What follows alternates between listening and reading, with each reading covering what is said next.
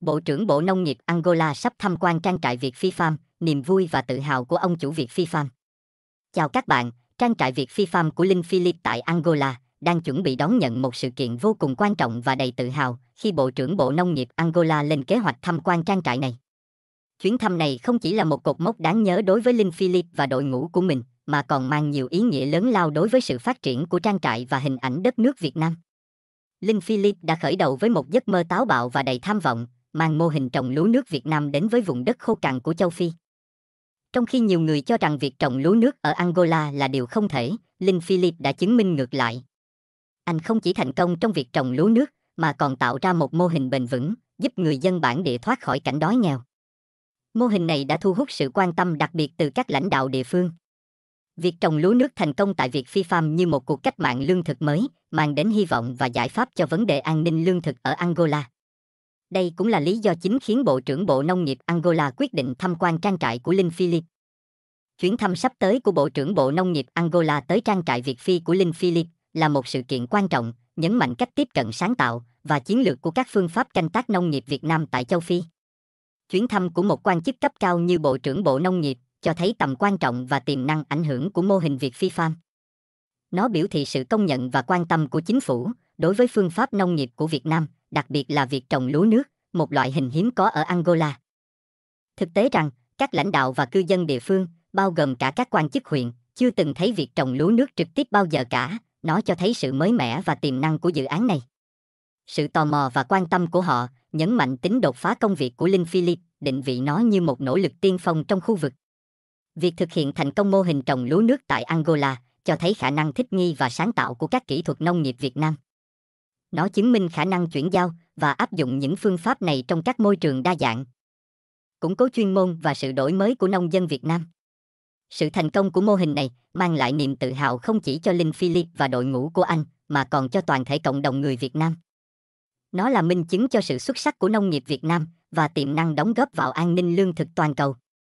Ngoài ra, nó mang lại cho các lãnh đạo địa phương ở Angola cảm giác thành tựu và hy vọng khi họ chứng kiến tận mắt những khả năng phát triển nông nghiệp trong khu vực của họ. Chuyến thăm này có thể mở đường cho sự hợp tác gia tăng giữa Việt Nam và Angola trong lĩnh vực nông nghiệp. Nó có thể dẫn đến các khoản đầu tư thêm, trao đổi kiến thức và áp dụng các phương pháp nông nghiệp khác của Việt Nam tại Angola. Tinh thần hợp tác này có thể thúc đẩy sự phát triển bền vững và cải thiện an ninh lương thực trong khu vực. Chuyến thăm của một quan chức cấp cao như Bộ trưởng Bộ Nông nghiệp là một sự công nhận chính thức về tầm quan trọng và giá trị của mô hình trang trại này. Điều này cho thấy rằng chính phủ Angola đánh giá cao nỗ lực và sáng kiến của Linh Philip trong việc áp dụng mô hình trồng lúa nước Việt Nam tại Angola. Chuyến thăm này có thể mở ra nhiều cơ hội phát triển cho trang trại. Nó có thể dẫn đến sự hỗ trợ từ chính phủ, bao gồm các chính sách ưu đãi, tài trợ hoặc hỗ trợ kỹ thuật. Sự quan tâm của Bộ trưởng cũng có thể thu hút sự chú ý của các nhà đầu tư và đối tác tiềm năng, tạo điều kiện thuận lợi cho việc mở rộng và phát triển trang trại. Đồng thời, chuyến thăm này góp phần nâng cao hình ảnh của Việt Nam trên trường quốc tế.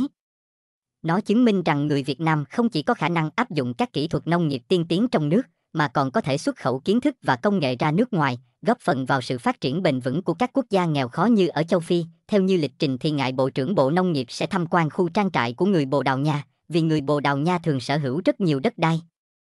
Cho nên khu trang trại của họ có thể tính đến cả trăm hecta, và những khu trang trại của người Bồ cũng là nguồn đóng thuế cho ngân sách địa phương, tạo việc làm cho nhiều người dân bản. Trang trại Việt Phi Farm của Linh Philip mặc dù là trang trại với mục đích thiện nguyện, giúp đỡ người dân bản cách làm nông nghiệp xóa đói giảm nghèo, nhưng quy mô trang trại vẫn còn hạn chế so với trang trại người Bồ, vả lại trang trại Việt Phi Farm cũng mới thành lập, nên danh tiếng chưa được xa lắm. Chỉ gần đây mô hình lúa nước của Linh Philip trồng thành công, thì các lãnh đạo huyện mới có sự quan tâm và tìm hiểu.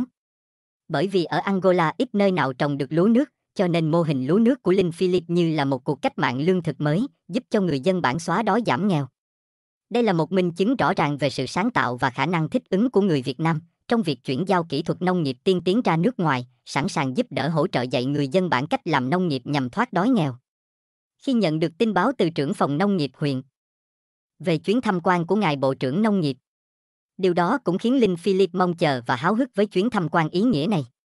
Linh Philip tâm sự, nếu ngài Bộ trưởng mà ưu ái ghé đến tham quan mô hình trang trại của mình, thì là điều quá đổi tự hào, vì một người Bộ trưởng Bộ Nông nghiệp có chức có quyền của một quốc gia. Nếu được bộ trưởng ghé thăm là điều vinh dự, lúc đó thì trang trại sẽ được ưu tiên hỗ trợ nhiều hơn, tạo điều kiện cho trang trại phát triển, và cũng là động lực để Linh Philip và người dân bản cố gắng hơn nữa, trong công cuộc nhân rộng mô hình trồng lúa xóa đói giảm nghèo. Đối với Linh Philip, việc một quan chức cấp cao như Bộ trưởng Bộ Nông nghiệp ghé thăm trang trại là một niềm tự hào lớn. Sự hiện diện của một người có chức có quyền, có tầm ảnh hưởng trong chính phủ, là một sự công nhận rõ ràng về nỗ lực và thành quả của trang trại Việt Phi. Điều này không chỉ là vinh dự cá nhân cho Linh Philip, mà còn nâng cao uy tín của trang trại và những người làm việc tại đó. Một chuyến thăm của Bộ trưởng có thể mở ra nhiều cơ hội hỗ trợ và phát triển cho trang trại. Sự quan tâm và ủng hộ từ cấp cao sẽ giúp trang trại có thêm nguồn lực, chính sách ưu đãi và sự hỗ trợ kỹ thuật cần thiết để mở rộng quy mô và cải thiện hiệu quả hoạt động. Điều này sẽ tạo điều kiện thuận lợi cho việc nhân rộng mô hình trồng lúa nước, góp phần vào mục tiêu xóa đói giảm nghèo của người dân bản địa. Chuyến tham quan của ngài Bộ trưởng Bộ Nông nghiệp sẽ có sự thoát tuần của một số lãnh đạo huyện cũng như tỉnh về. Ông trưởng phòng ở huyện cũng muốn giới thiệu với ngài Bộ trưởng Bộ Nông nghiệp về mô hình trang trại Việt Phi Farm của Linh Philip và đặc biệt là mô hình trồng lúa nước Việt Nam tại châu Phi. Mô hình lúa nước của Linh Philip như là một con ác chủ bài trong tay để ngài Bộ trưởng Bộ Nông nghiệp ưu ái và quan tâm hơn. Vì đất nước Angola phần lớn đều phải nhập khẩu lúa gạo, nếu người dân bản tự sản xuất được lúa gạo, thì đó là niềm tự hào không chỉ của huyện, mà của ngành nông nghiệp Angola. Vì vậy anh trưởng phòng bên huyện đã tức tốc xuống khảo sát lại trang trại ở mùa khô này, xem trang trại trồng được giống cây nào làm chủ lực. Đồng thời cũng khảo sát mô hình lúa nước ở đây, sau đó về lên phương án để báo cáo với ngài Bộ trưởng Bộ Nông nghiệp. Những gì mà trang trại Việt Phi Farm đã đạt được, đặc biệt là kỷ lục bội thu lúa nước ở vụ mưa. Tất cả lúa gạo hay nông sản ngô khoai sắn, Linh Philip đều chia cho người dân bản. Đặc biệt anh trưởng phòng huyện có dặn Linh Philip nên chuẩn bị thóc gạo hay cái gì đó liên quan đến cây lúa, nhằm mục đích giới thiệu cũng như là minh chứng để ngài Bộ trưởng Bộ Nông nghiệp biết. Đồng thời anh trưởng phòng nông nghiệp huyện cũng nhờ Linh Philip tập trung hết tất cả những người dân bản mà được anh dạy cách trồng lúa nước cũng như được chia gạo, để ngài Bộ trưởng hiểu rõ hơn về mô hình trang trại thiện nguyện ý nghĩa này. Sự hiện diện của người dân bản là minh chứng sống động nhất, chứ không phải lời nói suông trên giấy tờ. Như vậy mới tạo được sự thiện cảm với ngài Bộ trưởng. Trước sự kiện quan trọng này, Linh Philip và đội ngũ trang trại đã nhận được nhiều gợi ý và lời khuyên để chuẩn bị chu đáo cho chuyến thăm của Bộ trưởng. Một trong những gợi ý đó là việc mặc áo đỏ in sao vàng, biểu tượng cho lá cờ Việt Nam. Điều này không chỉ thể hiện lòng tự hào dân tộc, mà còn giúp Bộ trưởng dễ dàng nhận biết và ấn tượng về Việt Nam. Bên cạnh đó, việc chuẩn bị tài liệu và hình ảnh chi tiết về các công đoạn trồng lúa nước cũng là một bước đi thông minh và chuyên nghiệp. Những tài liệu này không chỉ giúp Bộ trưởng hiểu rõ hơn về quy trình sản xuất lúa, mà còn là minh chứng cụ thể về những gì trang trại đã đạt được. Đây cũng là cách để giới thiệu toàn bộ các mô hình trồng lúa và các hoạt động khác của đội ngũ người Việt tại châu Phi, giúp Bộ trưởng có cái nhìn toàn diện hơn về những đóng góp của cộng đồng người Việt. Chuyến thăm của Bộ trưởng Bộ Nông nghiệp Angola mang nhiều ý nghĩa quan trọng. Trước hết, đây là sự công nhận chính thức từ phía chính quyền đối với những nỗ lực và đóng góp của Linh Philip và đội ngũ trang trại. Điều này không chỉ tạo động lực lớn để họ tiếp tục cống hiến mà còn nâng cao uy tín và vị thế của trang trại trong cộng đồng.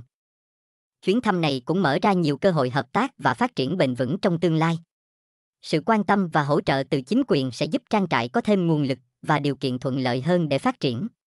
Đồng thời, đây cũng là cơ hội để giới thiệu và lan tỏa mô hình trồng lúa nước Việt Nam, mang đến những giải pháp mới cho vấn đề an ninh lương thực ở Angola. Việc Linh Philip và trang trại Việt Phi Farm nhận được sự hỗ trợ phân bón từ chính quyền huyện và sự quan tâm từ Bộ trưởng Bộ Nông nghiệp Angola là một minh chứng rõ ràng cho việc nỗ lực và cống hiến sẽ được ghi nhận và đền đáp.